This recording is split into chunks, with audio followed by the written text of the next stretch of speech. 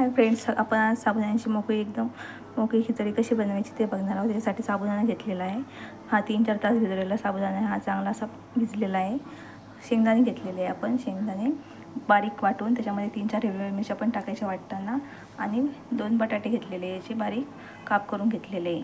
आता आपण कशी बनवायची ते बघणार आहोत। आता कढई ठेवलेली, त्याच्यामध्ये आपण साजूक तूप टाकूया 2-3 चम्मच तूप टाकलेलं आहे। आता त्याच्यामध्ये आपण आधी बटाटे टाकूया। बटाट्यामध्ये आपण चिमूटभर मीठ टाकूया। बटाटे पटकन शिजतील, चांगले फ्राय करून घेऊया त्याला।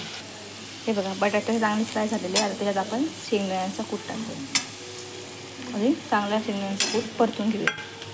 हे बघा, शेंगदाण्याचा कूट चांगला प्रकारे परतलेला आहे। आता आपण याच्यामध्ये साबुदाणा टाकूयात आणि चवीनुसार मीठ टाकून चांगल्या प्रकारे त्याला परतून घेऊयात। आता आपण याला 5 मिनिटं झाकून ठेवूया।